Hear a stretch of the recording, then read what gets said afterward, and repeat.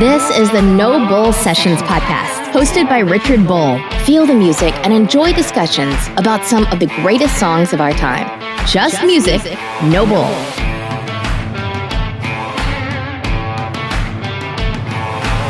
Yeah, so today we're going to talk to Lineu Andrade. He's a friend and he's a touring musician from Brazil.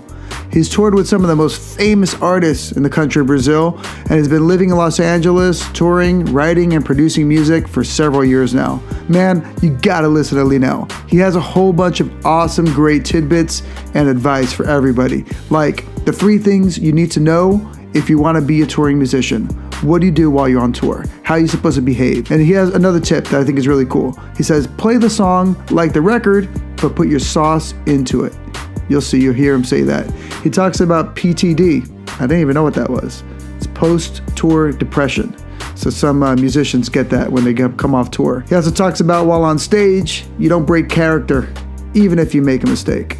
You'll hear him talk about that in more detail too. Man, we talked about so much stuff. Conversations about society, homelessness, songwriting stories, having songs come to you while you're dreaming, and then writing it down and making it like an amazing hit song. We even broke down a song called Aqua Lung by Jethro Tull and talked about those details. That's where we looped in the whole homelessness piece and all that. Anyways, there's just way too much to cover in one podcast. So we'll come back, we'll add other episodes, future podcast episodes where we'll talk about those different items. It's too much to squeeze into this one. This podcast episode, however, we're focusing on Lineu and his stories, his experience as a touring musician, and we have a ton of stories for you. I really hope you guys enjoy it. It's awesome. Check it out.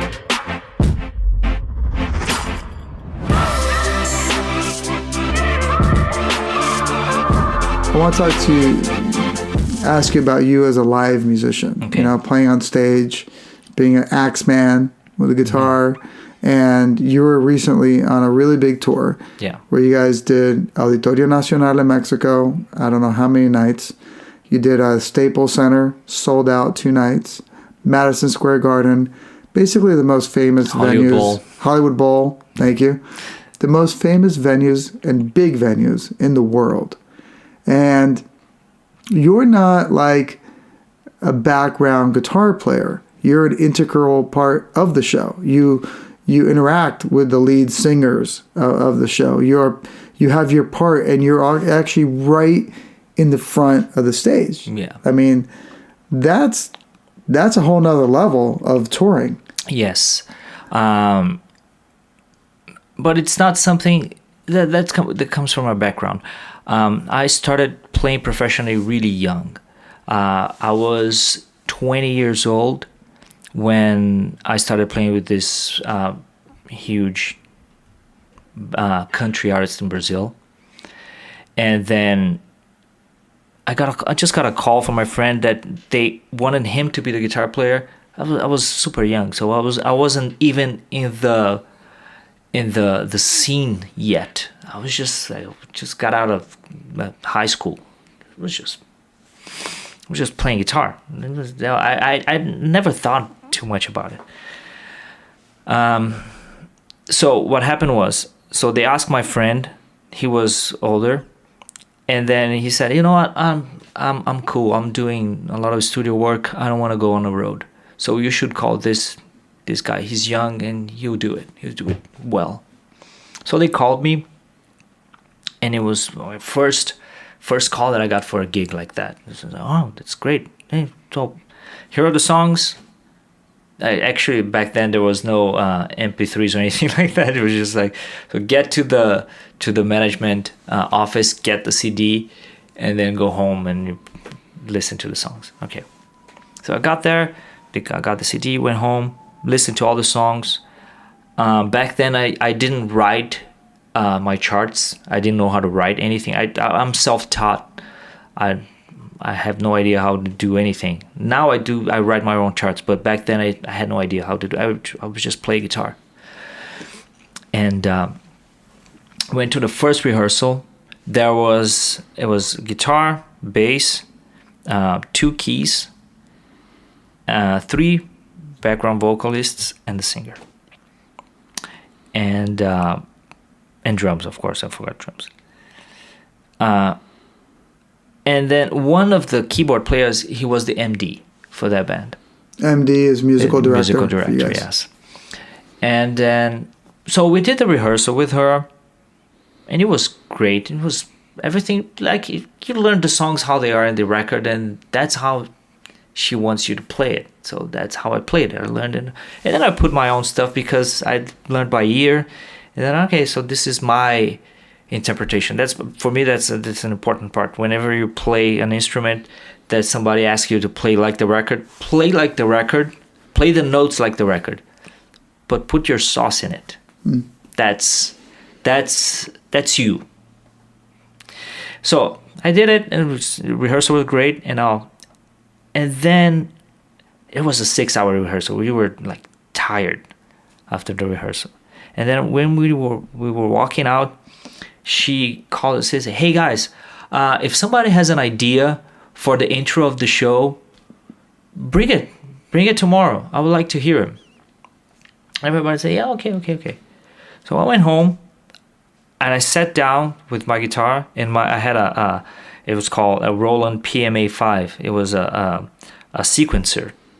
It's like all MIDI. It's crappy, but it worked.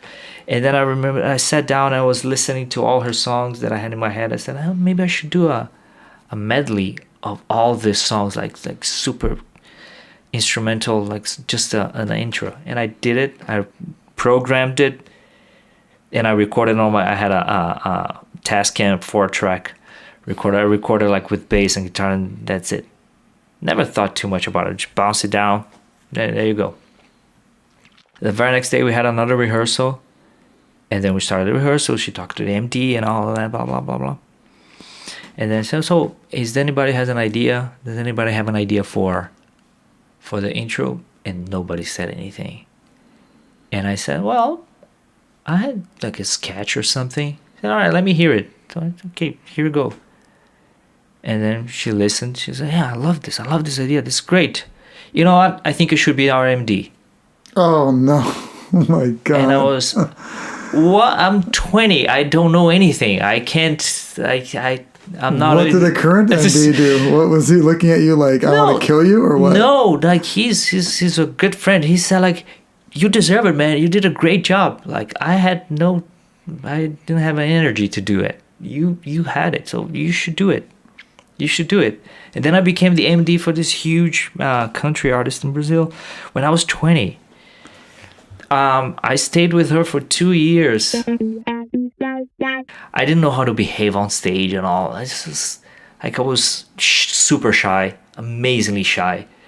So I couldn't be. I didn't know. Even though I had that, she would always look at me so I could remind her the lyrics, because she would forget the lyrics. Mm-hmm. And I, as the MD, I knew everything that was to know about the songs.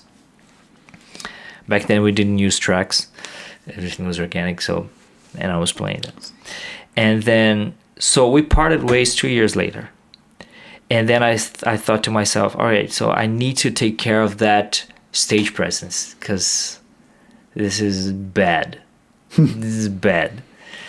So I enrolled in a theater company. And within a year, I was the MD of that musical theater company in São Paulo. But I did learn how to behave on stage, how to never break character, even when you make a mistake.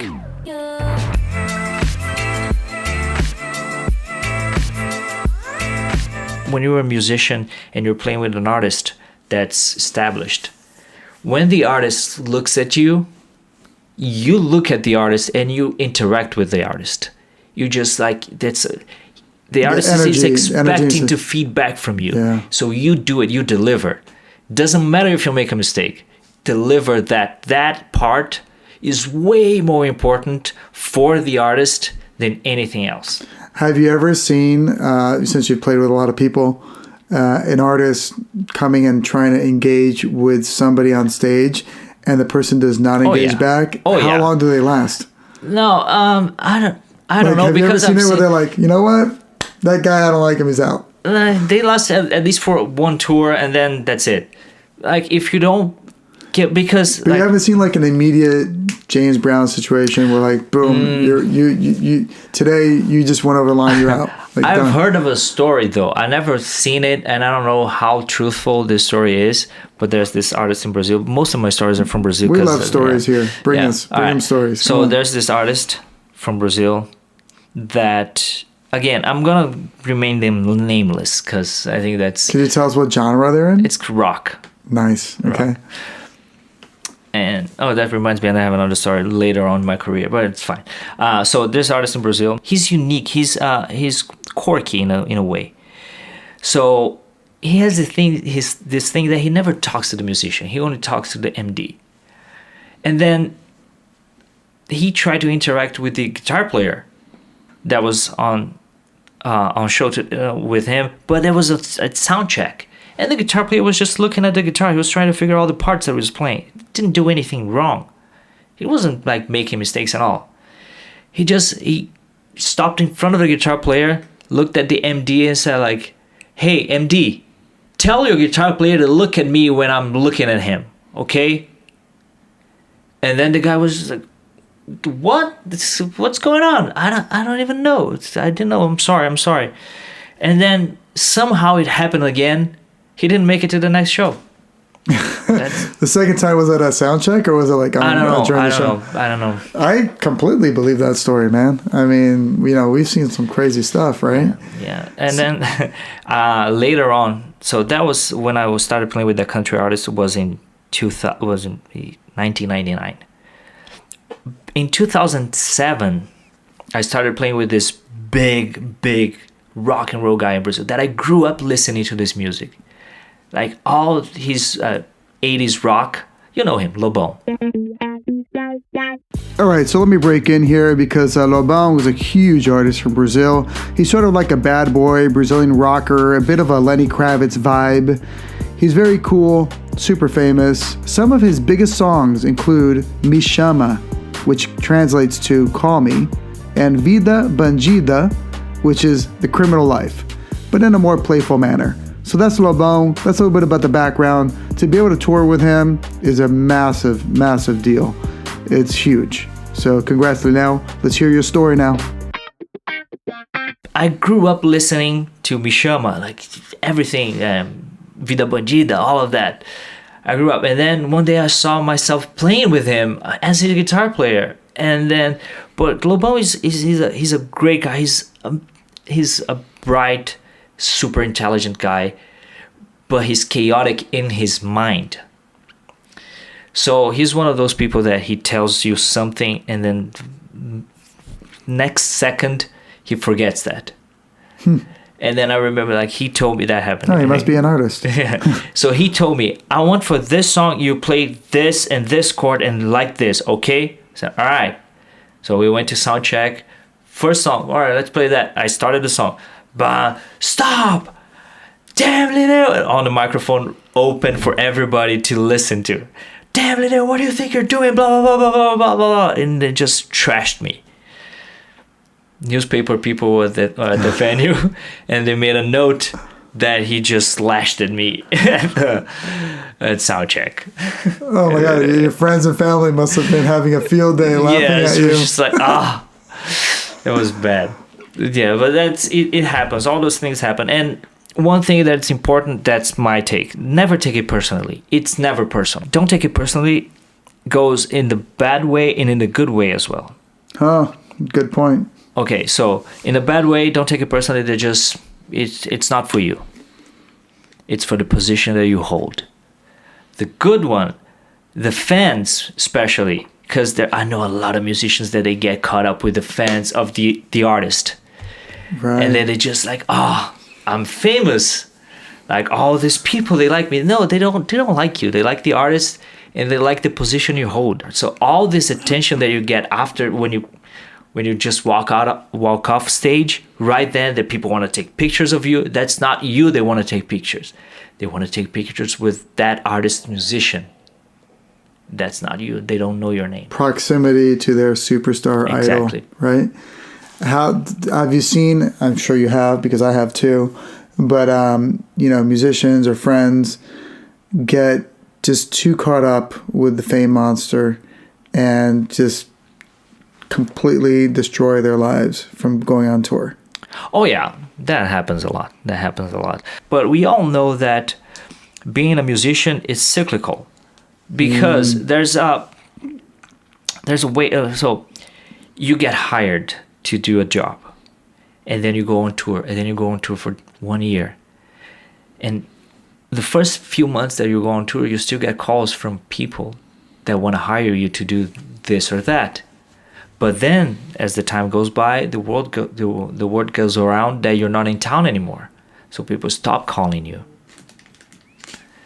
And then when they stop calling you, when you're back, and then nobody calls you, your phone doesn't ring, and then you try to reach out to your friends, and then they all thought you were too arrogant. Right. So you have nobody and you have no work. Because like, oh, come to this party. Oh, sorry, I'm in Spain today. Like, oh, why is he in Spain? Who does he think he is? Da-da-da. It's like, no, this is my job. But I think this is, to me, really intriguing. It's like life of a musician on the road, because for a year and a half, you're the most popular person. You're going to like the best hotels, the coolest cities, the most amazing venues, the energy, the after parties, the meals, there's per diem. You're making good freaking money.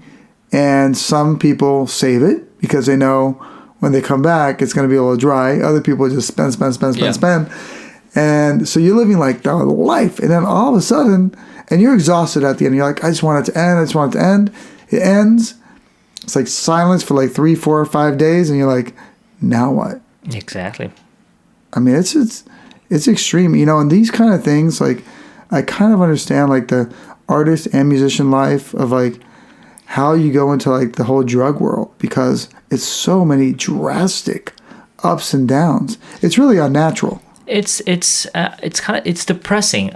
It actually, there's a term that's post-tour depressing. It was post-tour depression. That it's actually PTSD. That's actually a thing.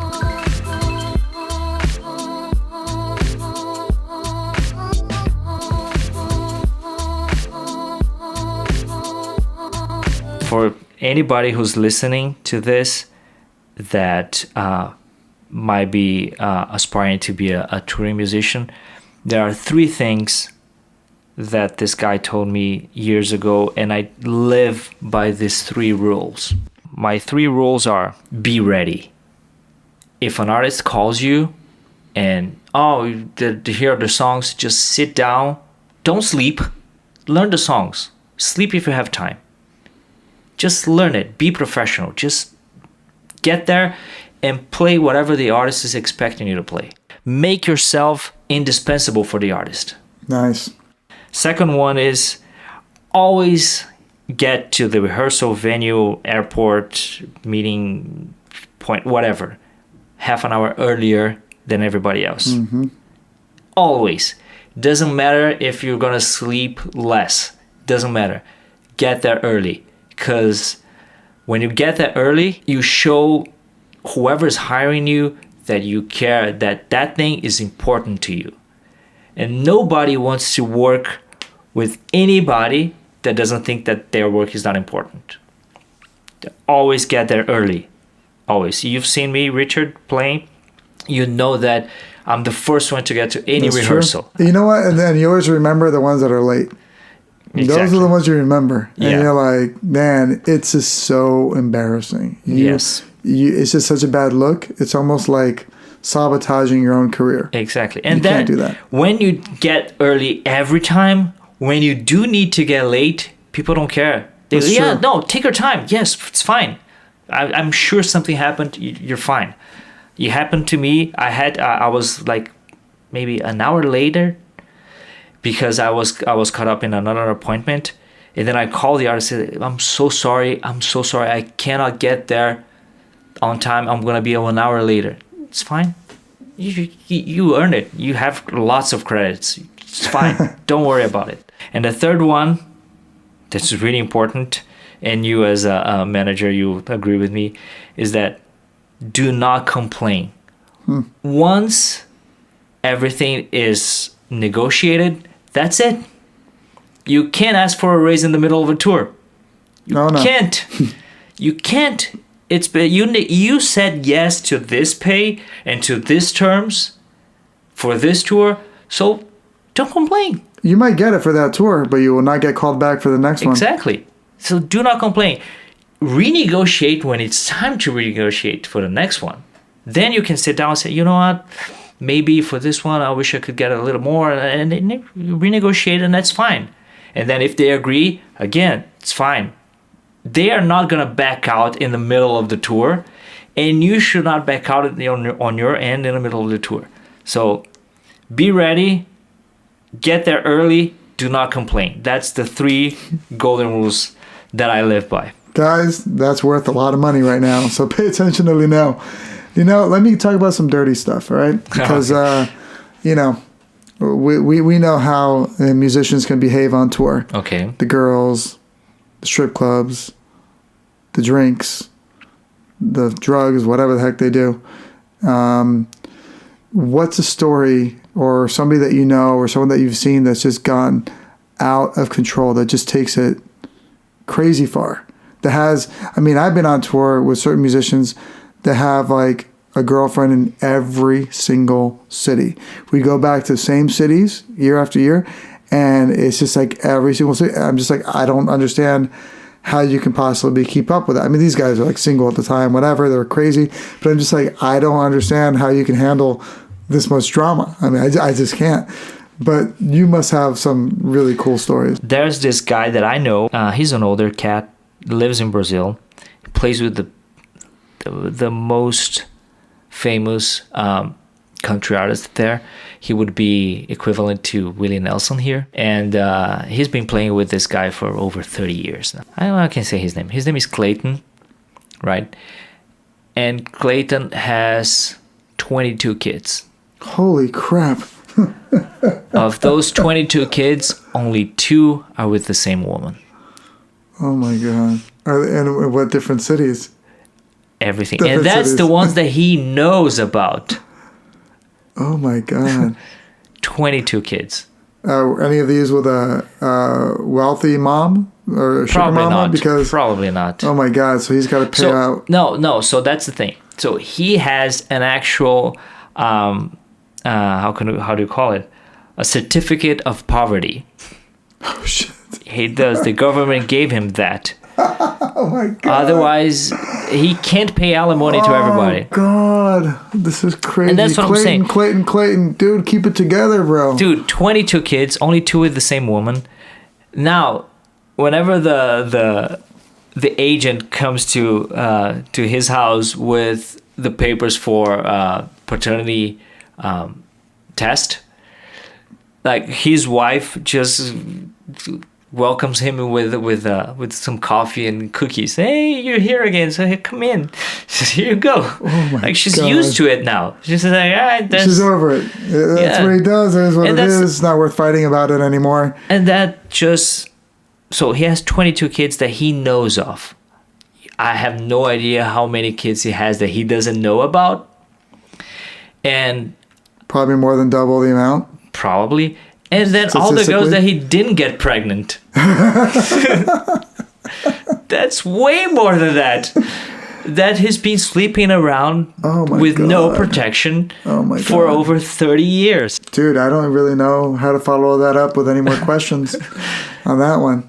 Jesus. That guy he's and everybody makes fun of him every time. Yeah, every time because there goes Clayton. It gets funny after some point, because it's like he's been touring Brazil for over 30 years. He's been everywhere.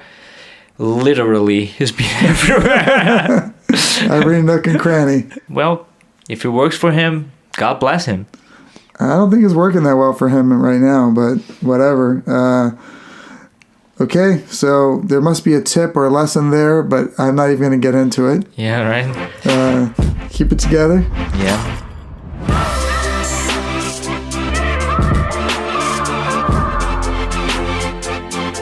All right, so here we are at the last and final part of our podcast. Okay. I'm going to come to you with the 6 questions on the house. Oh, Same Nice. questions that we ask every guest.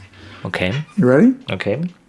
Who was your first concert? It was this band, rock and roll band in the 80s in Brazil. It's called RPM. Olhar 43. Exactly. It was that one.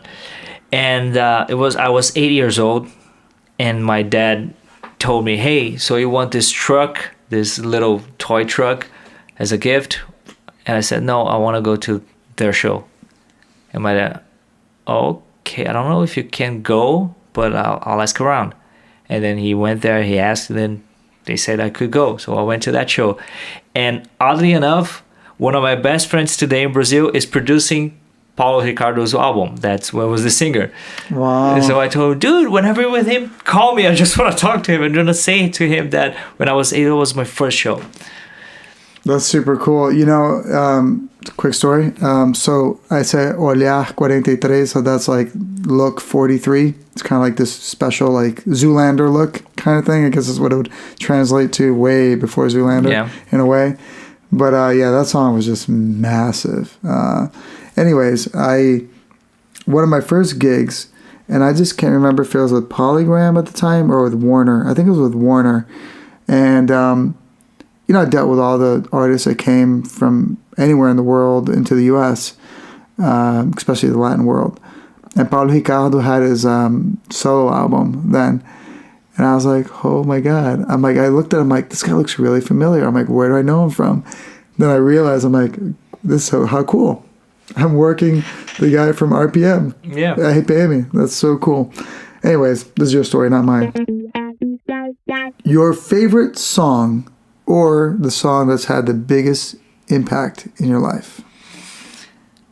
There's so many because they all in different parts of your life. You have like soundtrack for your life. But I think that the song that always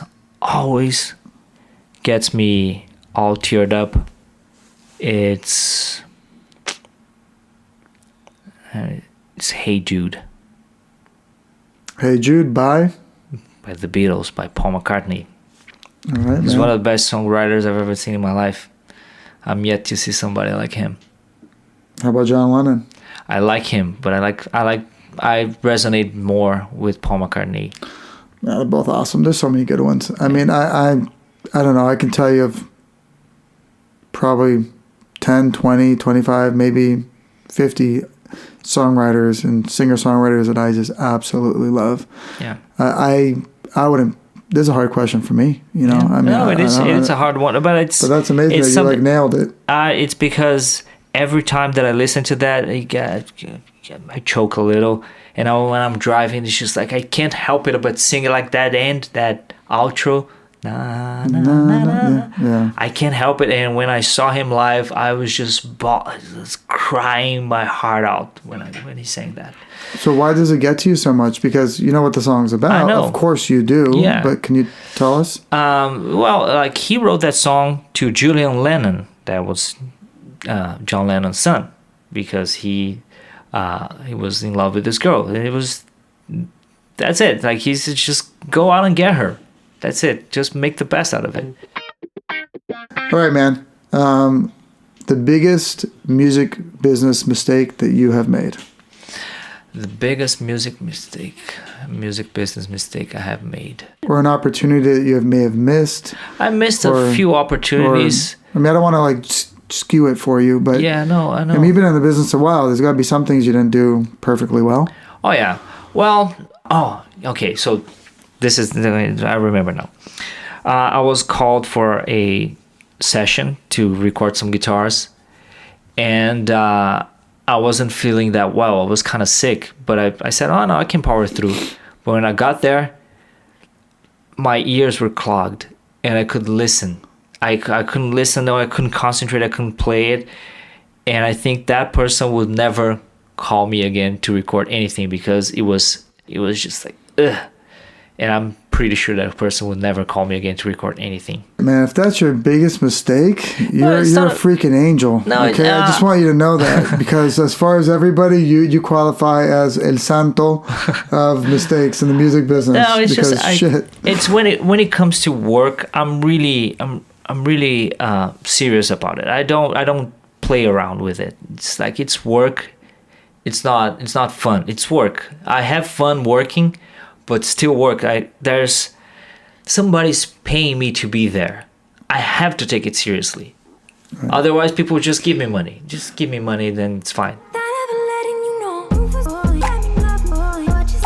So what's your recommendation for a new artist today? Or what's like this new act that's coming up that you're really into that maybe not that many people know about that you want to recommend to our audience? The High Strung. The guy's peachy and all of that, and they're sloppy, and it's not well mixed. But there's something about that band that just works. That I listened to them and said, yes, that's it. There's something organic about it that is I wanna hear more from them. Oh, that's cool, man. I want to hear it, and we'll be playing it for all you guys here, and I'll give you guys the links here in the podcast so you can check out their stuff. That's beautiful. So, what's the most embarrassing or funniest moment of your career so far? Okay, most embarrassing moment is that I was playing with Lobão, and we were playing in this remote northeastern part of Brazil, Garanhuns. It was a festival. There was 80,000 people at this festival. And then Lobão is known for a lot of songs, but there's this particular song that made him. It's called Me Chama. And I loved playing that song, but he hated it. He just hated it. We remember that we were about to go on stage. So Lobão said to us, I'm not playing that song tonight. And we were arguing with him. All the band, everybody in the band is like, dude, don't do it. Let's play that song. Everybody's waiting for that. Your audience is waiting for that. And then he said, no, I won't play it. And he's a really stubborn guy. And then I won't play it. All right. I said, well, it's your show. You do whatever you want. And then we started playing the show, and all immediately we started playing. End of first song, audience, Me Chama, Me Chama. And he went on mic and said like, I am not playing that song no matter how much you guys ask me. People started throwing bottles at us. And we played 2 more songs and then we had to leave. Because it was like that was a shame. Jesus, yeah, no, you don't do that anywhere, but definitely in Brazil, you don't turn against your audience. Man. I'm not playing that fucking song today. People it's like beer bottles. But it's just like you said, it's your job, right? Yeah, you're getting paid to do that. You guys show up. People have that expectation. Yeah. Oh man. But yeah, I understand. Rolling Stones can't stand playing Satisfaction. But they have to. I don't think they care anymore. But I think it was during a certain period of time, probably in like the 70s and 80s, where they're like, enough. But now they're like, whatever, who cares? We're just making money. We're good. And the Stones are great, by the way. I love their stuff. Yeah. Especially their 70s moments. I thought that was Did you know, era. Like, there's just going outside of it. Did you know that NASA sends 2 songs into the space at all times, and there are only 2 songs that's being broadcasted into the outer space? That's Beethoven Ninth and Satisfaction. What? For years and years now, that's the only 2 things that's been broadcasted. That's a major honor. It is. Huh. I wonder who's collecting royalties for that in space. Because these contracts now, they're like, you know how they're written, right? They're like, in physical, whatever, digital, media, anywhere in any territory and the universe.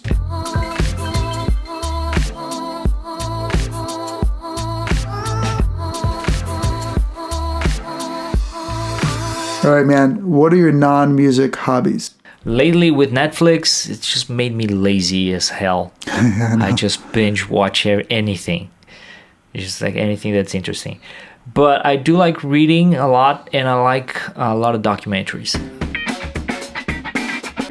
Well, Lineu, thank you so much for being on this podcast. It's my pleasure, Richard. Thanks for having me here. I just want to ask you another thing. People probably want to get in touch with you. They might want to follow you. They might want to learn from you. How can they reach you?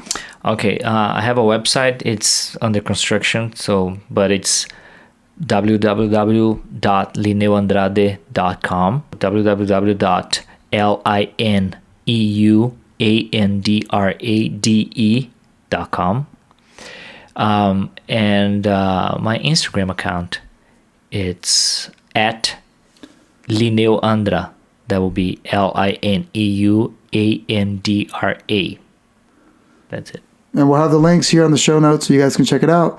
So there we go. Thank you so much, Lineu. Awesome stuff. Great stories. Dude, a lot of great lessons from Lineu today, man. On how to be a good human being and how to be an amazing musician. Thanks, and bro. how to work on tour and work in the studio. So loved it. Congratulations. Wishing you tons of luck. Obviously, we work together. So I'm sure we'll be doing a lot more in music and the music business. Yes. Yeah, man. Thanks, bro. Thank you so much for having me. It's been a pleasure. Stay safe, guys. This has been the No Bull Sessions podcast, hosted by Richard Bull, found on Instagram at Richard Bull Toro. Make sure to comment on this podcast or leave us a voice note to be featured on future podcasts. We'll see you next time on the No Bull Sessions podcast. Just music, no bull.